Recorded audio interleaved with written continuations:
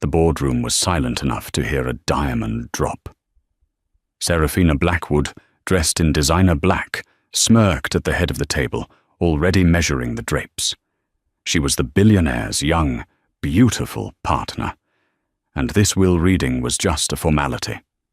Then, the heavy oak doors creaked open. A woman stood there, holding the hands of two small children, her coat thin and worn.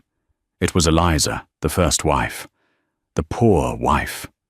The mistress screamed, "Get her out!" But the lawyer simply cleared his throat, looked at Seraphina, and said, "She is here at my request. Now let's begin." The executive boardroom of Vanderbilt Innovations wasn't just a room, it was a declaration of power. Occupying the entire 80th floor of the glass and steel tower that dominated the city skyline, its windows overlooked the world Arthur Vanderbilt had conquered. At the head of the massive, mirror-polished mahogany table sat Seraphina Blackwood. She was a vision in a custom-tailored Tom Ford morning suit, a black veil artfully failing to conceal her devastating and photogenic grief. Her rings, a new, massive diamond on her left hand that Arthur had given her just weeks before his sudden, shocking death, caught the light as she dabbed a tear from her eye with a silk handkerchief. She was the picture of the bereaved partner, the unofficial widow. The board members, sharks in bespoke suits, offered her murmured condolences, their eyes already calculating their next move. He just wanted to build a legacy," Seraphina whispered, her voice a practiced, breathy sob. "And I will ensure that legacy is protected." At the far end of the table, a man who looked as dry and expensive as the leather-bound books behind him cleared his throat. This was Mr. Harrison, senior partner at the highly esteemed law firm of Gable, Stern and Chadwick. He was Arthur's personal executor, a man whose face had been chiseled from granite and whose emotions, if he had any, were kept in a locked vault. "Thank you all for coming," Harrison began, his voice cutting through the performative grief. "We are here to read the last will and testament of Mr. Arthur Vanderbilt. Once this is concluded, the board can convene to discuss the future of the company." Seraphina offered a small, brave smile. "Thank you, Mr. Harrison. I know what Arthur wanted. We discussed it many nights. Let's just get this over with so we can begin the healing." She was already the queen in her own mind. Right as Harrison was about to unseal the thick vellum envelope, the boardroom doors pushed open with a heavy pneumatic hiss. Every head turned. In the doorway stood a woman who was the antithesis of everything in the room. She looked to be in her late 30s, but the exhaustion etched around her eyes made her seem older. Her beige coat was threadbare at the cuffs, her shoes were practical flats, scuffed at the toes. She held the hands of two small children, a boy of about 5 and a girl of about 3, who hid shyly behind her legs. The woman was Eliza Hayes. A collective gasp went through the room. The board members stared, confused. Who was this person? Seraphina, however, knew exactly who she was. Her perfectly sculpted face twisted into a mask of pure, unadulterated venom. "What is she doing here?" Seraphina hissed, rising from her chair. The grief was gone, replaced by icy rage. "Security! Get this street person out of my boardroom! How dare you interrupt our mourning!" Eliza flinched, pulling her children, Liam and Sophie, closer. She hadn't spoken a word, yet her presence was a bomb. "She is trespassing!" Seraphina shrieked, pointing a long scarlet-tipped finger. "This is a private meeting." Mr. Harrison, unfazed, looked up over his spectacles. "Please, Miss Blackwood, calm yourself." "Calm myself? That thing is here." "That thing," Harrison said, his voice dropping a decibel, "is Mrs. Eliza Hayes Vanderbilt, and she is here at my express invitation, as stipulated by the deceased." The silence that followed was heavier, more profound than before. "Mrs. Vanderbilt," one of the board members muttered. Serafina let out a laugh that sounded like breaking glass. "That's absurd. Arthur divorced her years ago. He threw her out. She's nobody. He told me the divorce was finalized in Cayman." Eliza finally spoke. Her voice was quiet, rusty from disuse, but clear. "He never served me any papers, Mr. Harrison." Harrison nodded, looking down at his file. "That is correct. While Mr. Vanderbilt and Ms. Blackwood were publicly associated, Mr. Vanderbilt never filed for divorce. Legally, Eliza Hayes Vanderbilt is, and always has been, his only wife." Serafina stumbled back, her hand flying to her chest. That's a lie. He wouldn't. He loved me. He was ashamed of her." Eliza's eyes met Serafina's. There was no hatred in them, only a deep, abiding weariness. "Hello, Serafina. I'm sorry for your loss." That simple, dignified statement was more enraging to Serafina than any insult. You snake," Serafina snarled. "You think you can crawl back here and get a payday? He left you with nothing for a reason. You're poor. You're a failed experiment he left behind."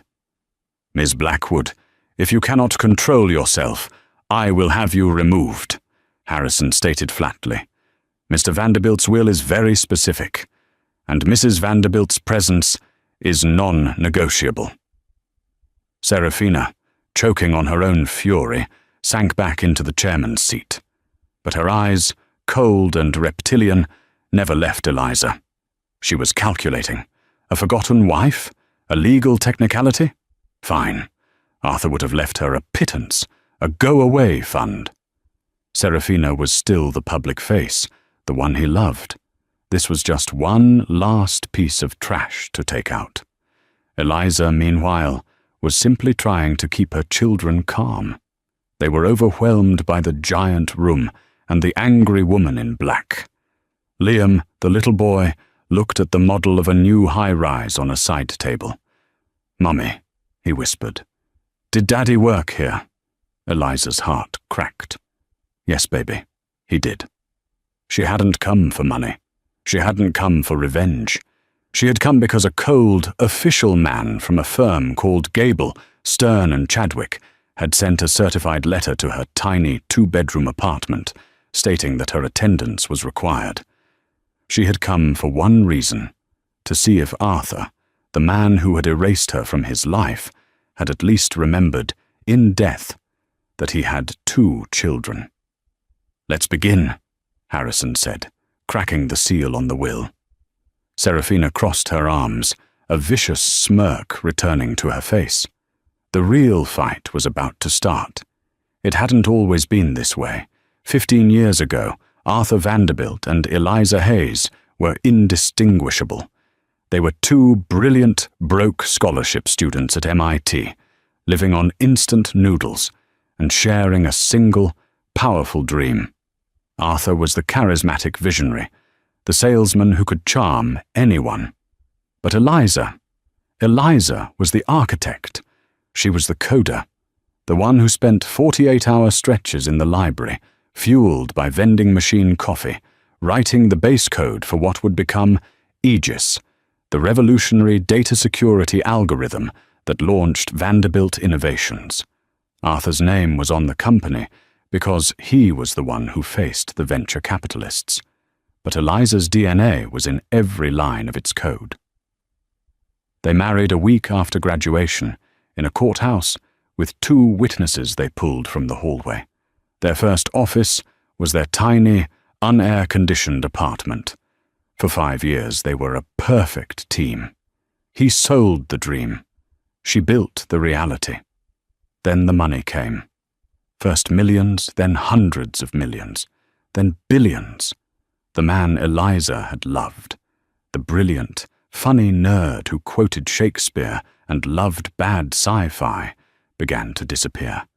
He was replaced by Arthur Vanderbilt, the icon. He traded his glasses for contacts, his worn sweaters for bespoke suits, and his wife for a string of public-facing companions. Eliza, who was shy, who preferred a laptop to a red carpet, was shoved into the background. She was the college wife, the starter wife, a relic of his humble past. When she got pregnant with Sophie, he was furious. It was an inconvenience. When Liam was born 2 years later, he was on a yacht in Monaco. Then, 4 years ago, Serafina Blackwood arrived. Serafina was a minor socialite, famous for being famous, a creature of calculated beauty and ruthless ambition. She saw Arthur not as a man, but as a prize. She latched onto him, fed his ego, and convinced him that Eliza was an anchor, a chain holding him to a past he had transcended. The end was brutal and swift. Eliza came home from a rare grocery trip. Arthur kept her on a strict household allowance, while he spent millions to find the locks on their penthouse changed. A grim-faced security guard handed her a single suitcase, pre-packed by a stranger. "Mr. Vanderbilt's orders, ma'am." She was cut off. Every joint account, every credit card, every access point to the life she had helped build was severed. Arthur refused her calls. His lawyers sent her one single, terrifying letter. "Attempt to contest this separation, and we will use your documented history of postpartum depression to sue for full and sole custody of your children. Accept this, and you may keep them. Disappear." It wasn't a divorce. It was an erasure. So Eliza disappeared. She took her children and moved into a cramped apartment across the river, a world away from the Vanderbilt Tower she could see from her cracked kitchen window. She got a job as a night-shift data entry clerk, and later a second job tutoring high school programmers. She lived in poverty, clipping coupons, buying second-hand clothes, all while the man who was legally her husband graced the covers of business magazines, his arm draped around Serafina. He never paid a cent of child support, because to do so would be to legally acknowledge the children he was pretending, to his new world, didn't exist. Eliza's dignity was her only shield. She never spoke to the press. She never complained.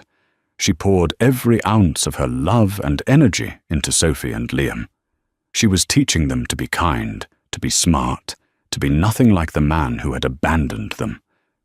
When the news of Arthur's death, a sudden, massive heart attack at 42, flashed across the TV in her living room, she felt a profound, hollow numbness. Not grief for the monster he'd become, but a deep, aching sorrow for the brilliant, loving boy she had married, the one who had died long before his heart gave out. And now, sitting in this temple of his wealth, she felt nothing but an exposed nerve. Serafina's venomous glare was nothing new. It was the same contempt the world had shown her for 4 years.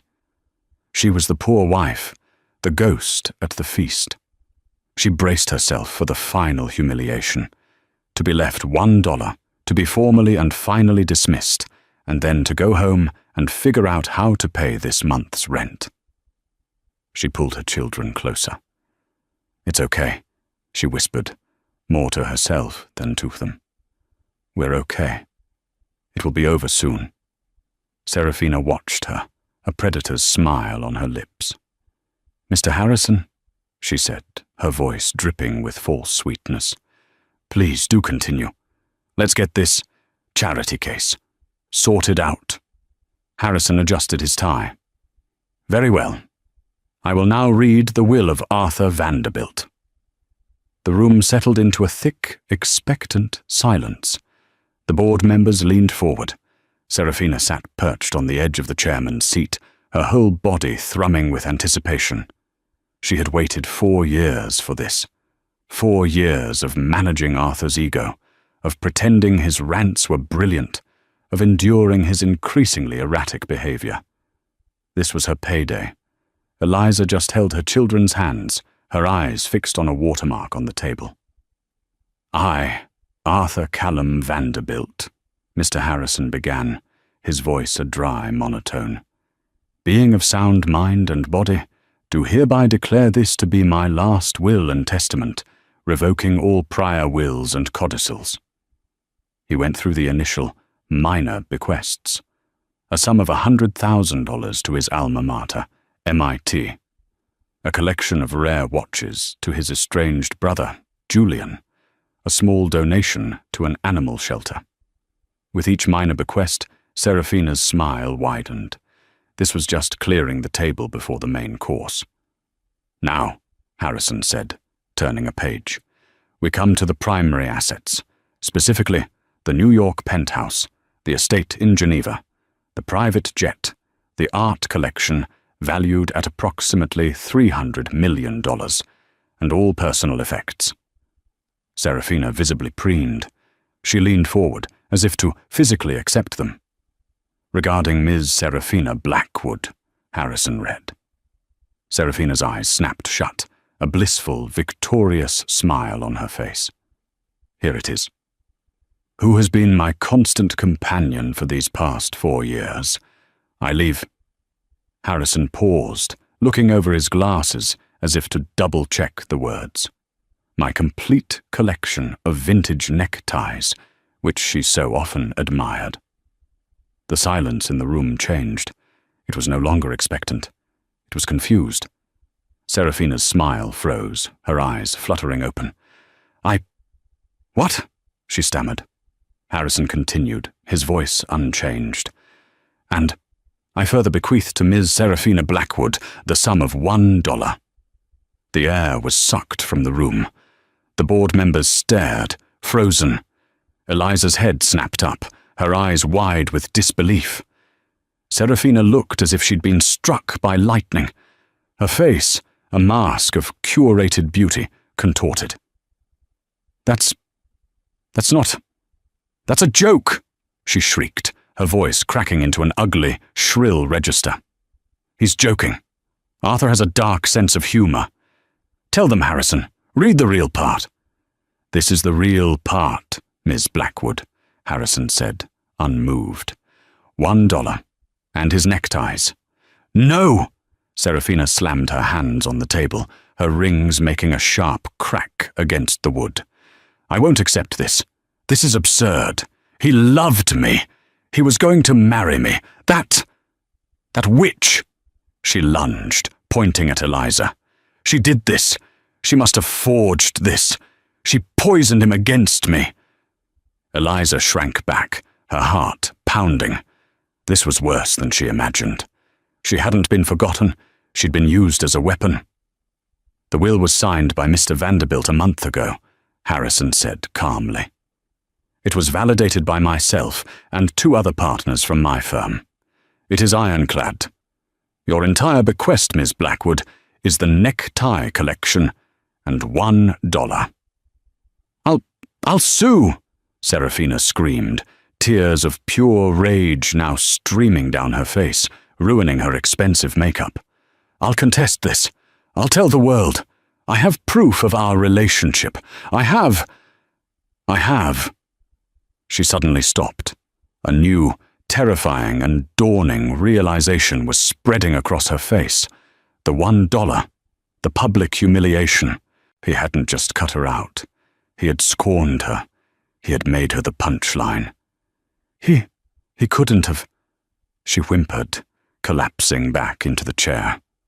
All the fight seemed to drain out of her, replaced by a cold, bottomless dread.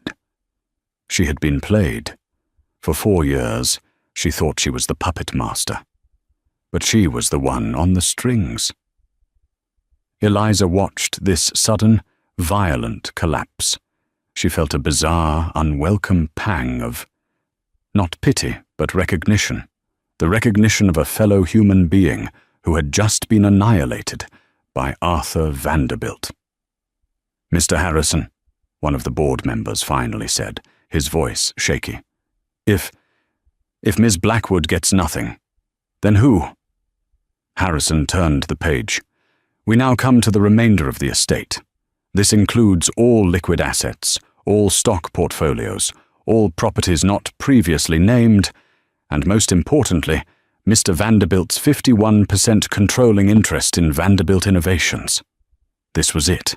The entire $50 billion empire. Serafina, though defeated, looked up, her eyes narrowed with hatred.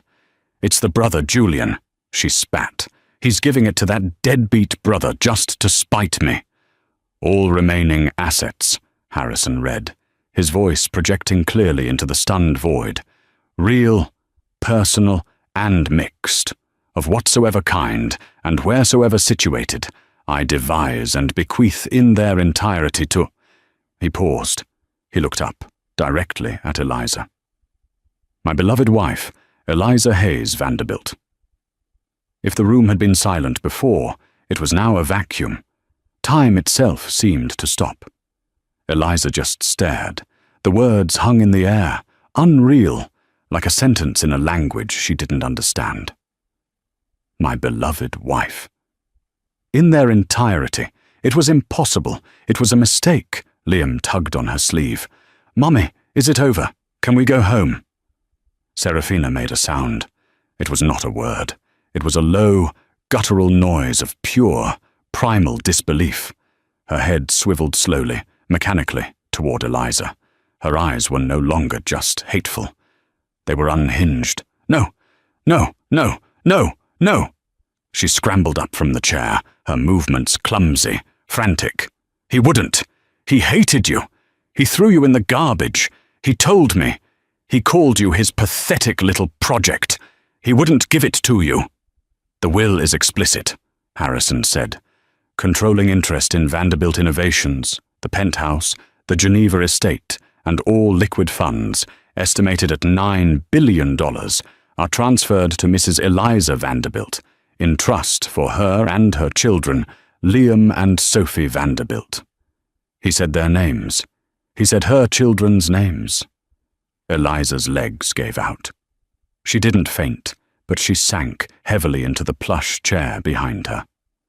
The poor wife, the data entry clerk, the woman who had been debating which utility to skip paying this month, was now, in the space of 30 seconds, one of the wealthiest women in the world. This was the moment the title of the story foretold. The mistress's reaction. Serafina screamed. It was not a shout. It was not a yell. It was a raw, ear-splitting shriek of such profound, animalistic rage and loss that the board members physically recoiled. It was the sound of a universe ending. "I'll kill you!" she shrieked, her face purple, saliva flying from her mouth. She lunged across the corner of the table, clawing at Eliza. "You, poor, filthy, snake, it's mine! He promised me! It was mine!" Before her nails could reach Eliza's face, Harrison's personal security, two large men who had been standing impassively by the door, surged forward. They grabbed Serafina by the arms, lifting her off her feet. But Serafina was feral. She kicked and thrashed, her designer suit ripping at the seams. "You can't do this! I'll contest! I'll fight! And then she stopped. A single, brilliant, horrifying idea seemed to strike her. The trashing ceased. The security guards, confused, loosened their grip. Serafina slowly, deliberately, put a hand on her own stomach.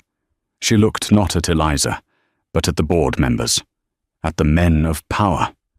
Her hysteria vanished, replaced by a cold, triumphant, and utterly malicious smile.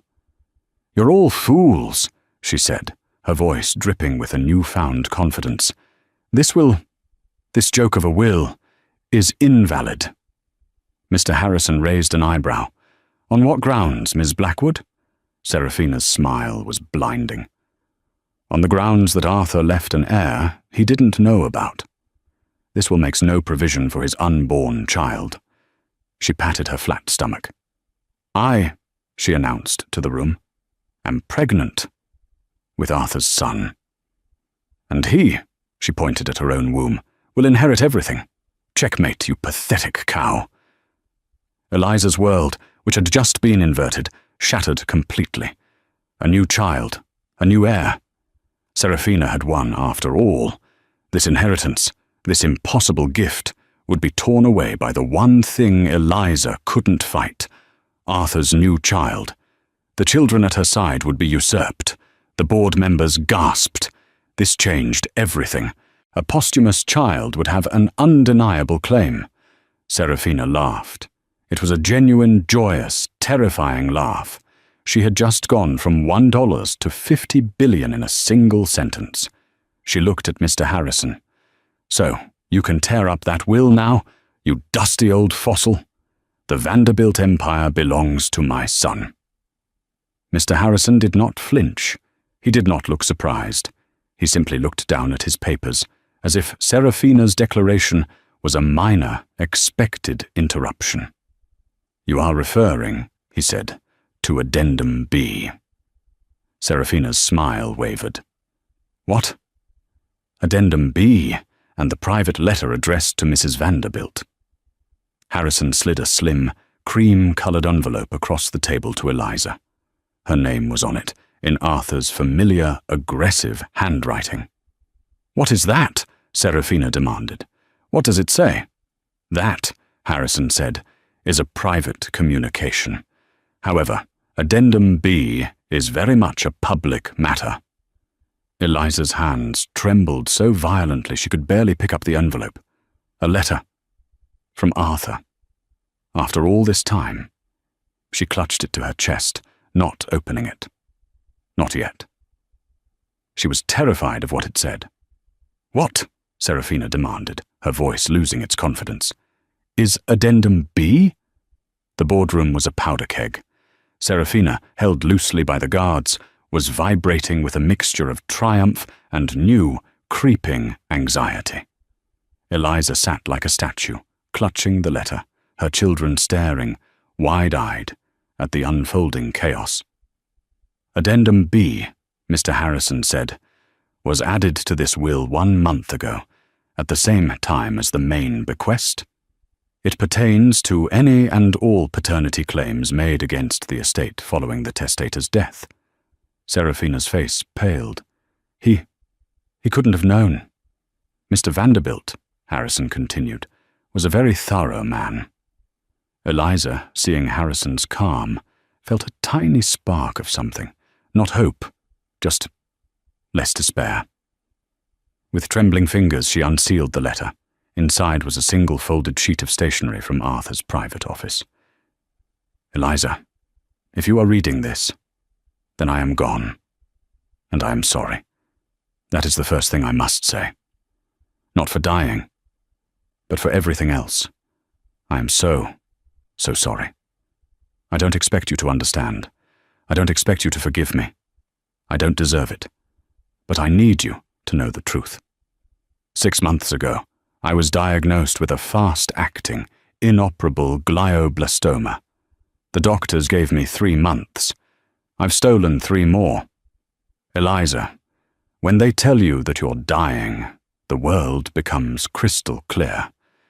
It's like a fog I've been living in for a decade, just burned away. And in that clarity, I saw what I had done. I saw what I had become. And I saw her, Serafina. I saw that she was a parasite, a beautiful, charming, hollow thing that had attached itself to me. I saw that I had pushed away the only person, the only thing in my entire life that was ever real. You. I realized I had become a monster, and I had left you and my children to the wolves. I was so ashamed, Eliza. Too proud, too weak, and too sick to come to you and beg for forgiveness while I was alive. I couldn't fight her. She had insurance, letters, recordings. She was blackmailing me, in her own way, for half my fortune. She thought I was signing a new prenup. I was signing my will. This is my only way to fix it. My only confession. My only act of atonement. She told me she was pregnant a month ago. She thought it was her checkmate. She thought it would force me to divorce you and marry her, to secure her heir. But Eliza, you know me. You knew the real me. I was a planner. I was an architect. I am leaving you everything. Not as a gift, but as a return. You built this with me. It was always yours. You were the co-founder. You're the only one who knows the heart of the machine. Don't let the sharks tear it apart. Protect our children. Tell them I was a coward, but I tried to do one right thing in the end. Tell them their father was sorry. Forgive me, or don't. But live well. You've earned it. Arthur tears were streaming down Eliza's face. They were not tears of joy for the money. They were hot, agonizing tears of grief for the man she had loved so long ago, the man who had finally, briefly, returned, only to die. She was weeping for the lost years, for the pain, for the two children who would never know the brilliant, broken man who wrote this letter. She looked up from the page, her vision blurred. Serafina was watching her, her face a mask of confusion and rage. What is it? What does it say? What did that bastard write? It says, Eliza said, her voice shaking but gaining strength, that he knew. Harrison took that as his cue. Addendum B, Miss Blackwood. You claim you are pregnant with Mr. Vanderbilt's child. I am, Serafina shrieked. I have a positive test. I have a doctor's report. That may be, Harrison said, but Mr. Vanderbilt has provided a sworn affidavit, along with supporting medical documentation from his private physician, Dr. Alan Bridgewater, confirming a medical procedure he underwent 3 years ago. Serafina's face was white. What? What procedure? A vasectomy, Harrison said, his voice as flat as a judgment. Performed shortly after the birth of his last legal child, Liam Vanderbilt. The procedure was, I am assured, 100% successful. The room went into total lockdown. The board members stared, mouths agape. Eliza's head swam. 3 years ago, after Liam was born, he had known, even then, that he wanted no more children. He had cut himself off. Serafina's entire reality was crumbling. That's impossible. It's a lie, a forgery.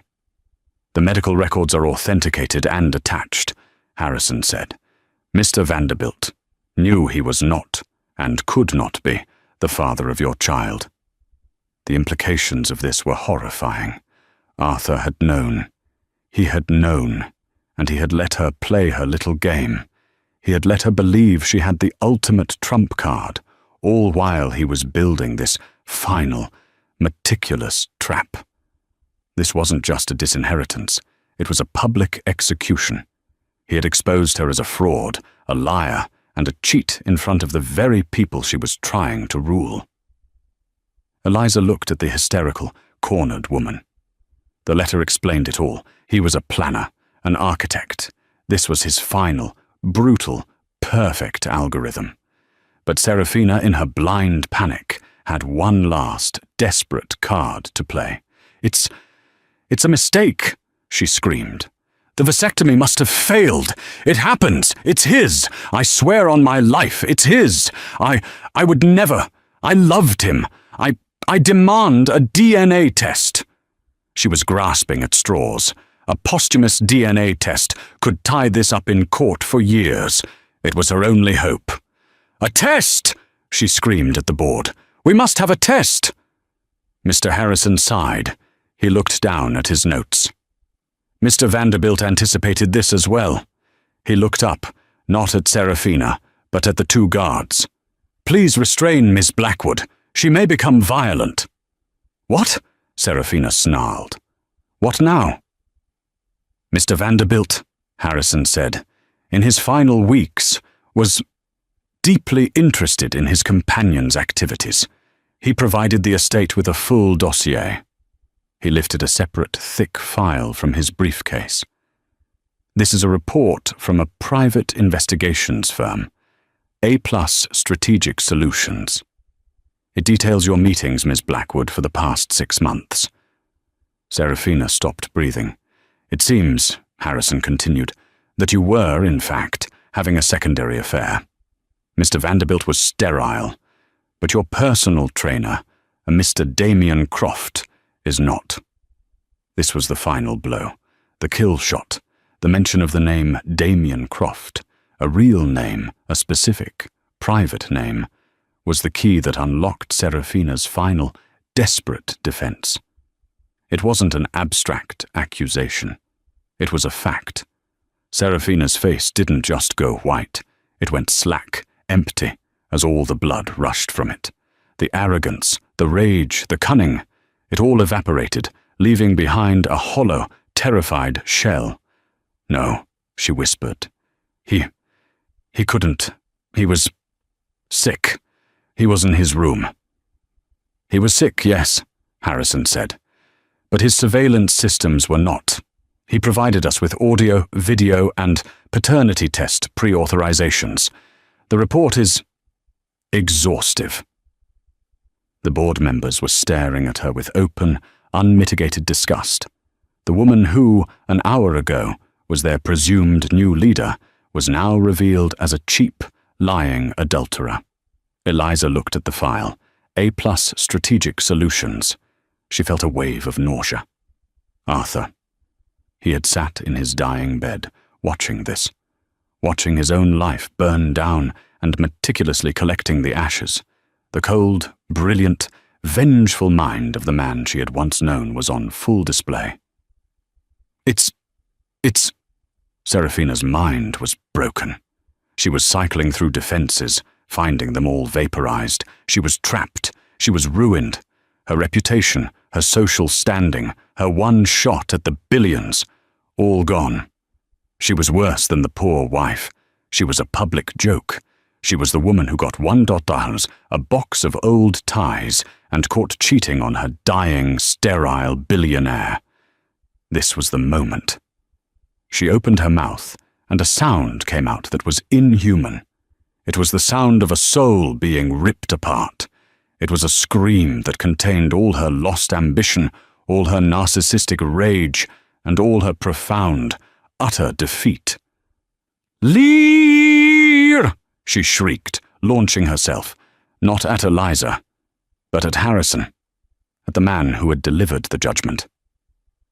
"You're lying. You're all in it with her. I'll... She was a hurricane of flailing limbs and incoherent rage. The 2 security guards, who had been waiting for this, did not hesitate. They enveloped her, one grabbing her arms, the other her legs. She was unceremoniously lifted, kicking and screaming from the floor. "It's mine! He loved me!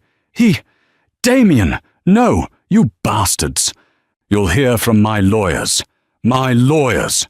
Her screams echoed down the marble hallway as she was dragged, like a common criminal, out of the boardroom and toward the service elevator. The heavy doors hissed shut. And then, silence. The most profound, deafening silence Eliza had ever known. It was over. The boardroom was a wreck. A chair was overturned. Water glasses were spilled. Seraphina's $5,000 handbag lay abandoned on the floor. Eliza was shaking, her own tears from the letter still wet on her cheeks.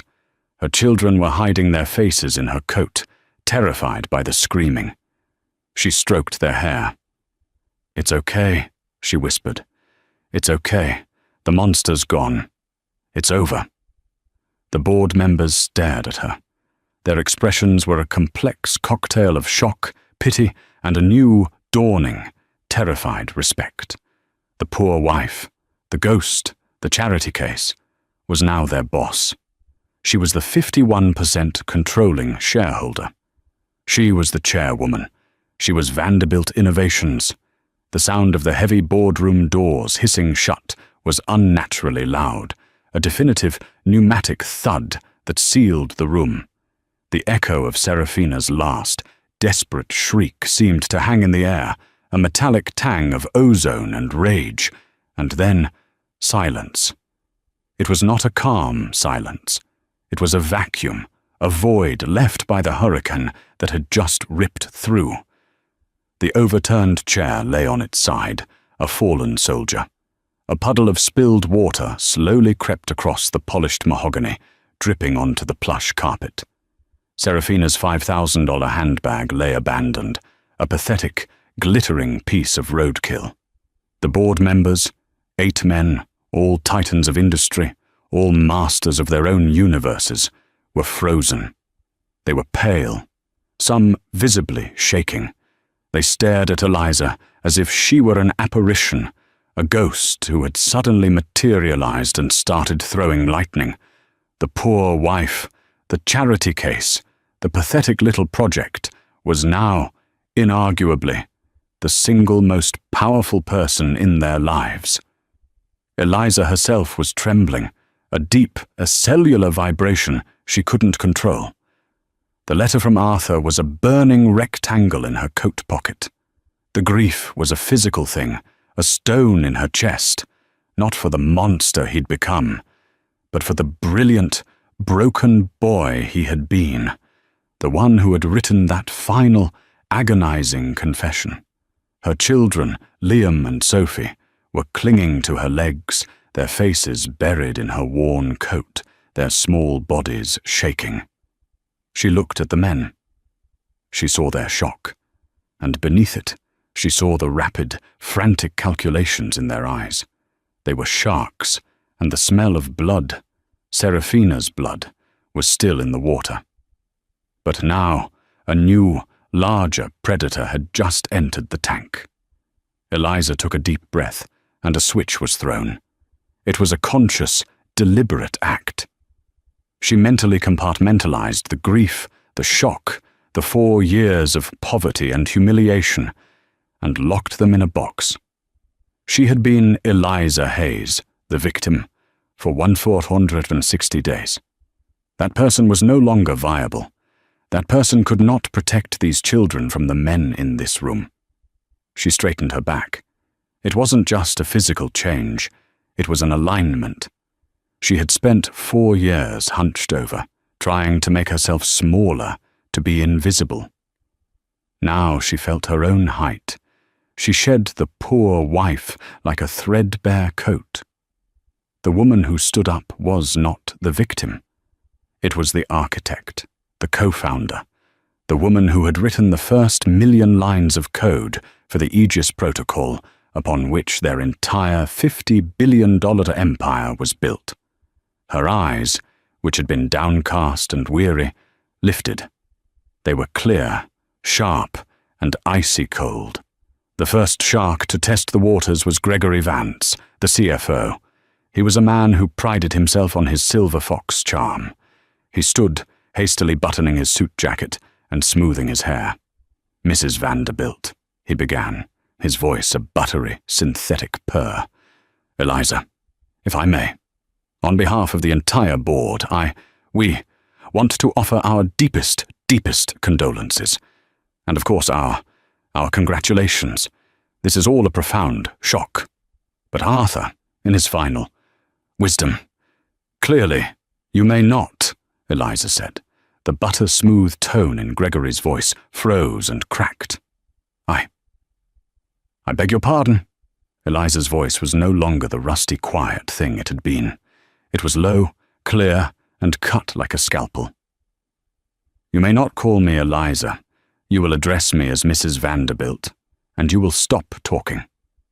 Gregory flushed a deep, ugly crimson. He was the CFO. He was not used to being spoken to this way, especially by a woman who looked like she'd gotten lost on her way to a temp job. "Now, see here," he blustered. "No, you see here, Gregory," Eliza said, taking a step toward him. The board members flinched. "I remember you. The 2019 gala for the new building. I was there with Arthur. He had, for a moment, forgotten to be ashamed of me. You, Mr. Vance, patted my arm, told me I was a very pretty little thing, and asked me to fetch you another glass of champagne. You assumed I was the catering staff." Gregory's mouth opened and closed. He had no memory of it, which was precisely the point. "I wasn't the catering staff," Eliza continued, her voice resonating in the silent room. "I was at that time, still, technically, chief systems architect. The architect of the very platform that pays your 7-figure salary. You've been working in my house for 15 years, Mr. Vance, and you never once bothered to learn my face." She didn't raise her voice. She didn't have to. The quiet, factual precision of the takedown was more brutal than Serafina's scream. Gregory Vance, the man of numbers and charm, visibly shrank and sat back down, his face the color of ash. Eliza's gaze swept the table, landing on each man in turn. They refused to meet her eyes. "For 4 years," she said, "this board has acted as a glorified fan club for a socialite. You have sat in this room, in my company's boardroom, and you have not just allowed, you have applauded the systemic plundering of its assets. You watched as she treated the corporate treasury like her personal piggy bank. You, all of you, are complicit." An older man, Marcus Shaw, the only one who hadn't openly fawned over Serafina, finally spoke. His voice was gravelly. "Mrs. Vanderbilt, with respect, the relationship between Ms. Blackwood and Arthur was complex. As a board, our duty is to the shareholders, and the share price has never been higher." "The share price," Eliza snapped back, "is high because of the Aegis Protocol, a protocol I designed, a system built on security, on firewalls, on identifying and eliminating vulnerabilities. And you, Mr. Shaw, all of you, have sat here and allowed the most blatant, resource-draining Trojan horse in corporate history to waltz in, set up a couch, and demand you redecorate. You are all a vulnerability. You are all a liability. And I," she said, tapping her own chest, "am a systems architect. I don't tolerate vulnerabilities." She walked with a calm, deliberate pace to the head of the table. She looked at the massive, ornate chairman's seat, the seat Serafina had occupied, the seat Arthur had ruled from. She didn't sit. Not yet. She stood behind it, placing her hands on its carved wooden arms. "So, here is what is going to happen," she announced. She pulled her daughter, Sophie, into her arms. The little girl, exhausted and scared, simply buried her head in her mother's neck. Eliza, holding her child, looked like a warrior queen. "Tomorrow morning, 8 a.m. Sharp, this board will reconvene." "But Mrs. Vanderbilt," a man named Peterson whined, "the funeral arrangements, the period of mourning. Don't you need time?" "I have been in mourning for the man I married for over a decade," Eliza said, her voice dropping to a near whisper. "And my processing was done on a data entry night shift while I worried about eviction. I don't need any more time. You, however, are running out of it." She shifted Sophie on her hip.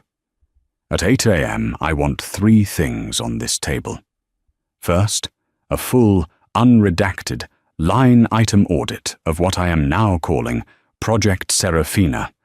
That will include the $50 million renovation of the Geneva estate, the $10 million budget for her influencer parties, the $12 million contract for her lifestyle brand that never produced a single product, and," she paused, "the $5 million consulting fee paid to a shell company called Mystic Star Guidance LLC. I believe that was her astrologer?" The board members looked physically ill. They had all signed off on it. Arthur had demanded it, and Serafina had charmed them. They thought it was the cost of doing business. "Second," Eliza continued, "I want a complete operations report from every department head. I want to know what this company actually does anymore, or if it's just a machine that prints money for vultures." She looked at them, her eyes promising a reckoning. "And third, I want each of your resignations, signed dated, and on this table. The room erupted. "Our resignations! That's preposterous. You can't," Gregory Vance sputtered, finding his voice. "We have contracts, fiduciary responsibilities. We are the board." "You were the board," Eliza said, her voice slicing through the noise. "As of 2 days ago, you are employees, and your new boss, the 51% controlling shareholder, is giving you your first performance review. Tomorrow morning is your job interview. You will each, one by one, justify your existence. You will prove to me that you are not as useless, sycophantic, and parasitic as the woman you just allowed to be dragged from this room." She let that sink in. The silence was absolute.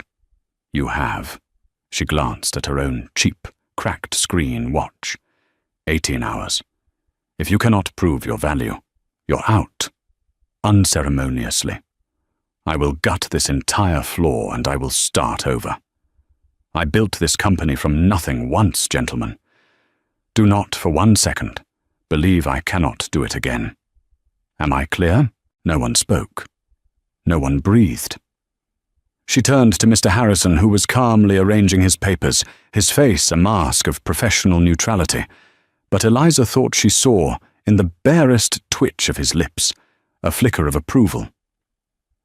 "Mr. Harrison," she said, her tone softening slightly. "My husband's letter mentioned a specific investigation firm, A+ Strategic Solutions. Are they still retained?" "They are, Mrs. Vanderbilt, on a standing retainer with the estate," Harrison confirmed. "Good. I want them to start a full background and financial investigation on every member of this board, effective immediately. I want to know who was getting kickbacks from Serafina's projects, who had side deals, who was compromised. I want to know where every skeleton is buried. Understood?" "Perfectly, Mrs. Vanderbilt." Marcus Shaw, the older board member, leaned forward. He wasn't fawning. He wasn't protesting. He was assessing. "Mrs. Vanderbilt," he said, "you have made your position on this board clear. What is your position on the company itself?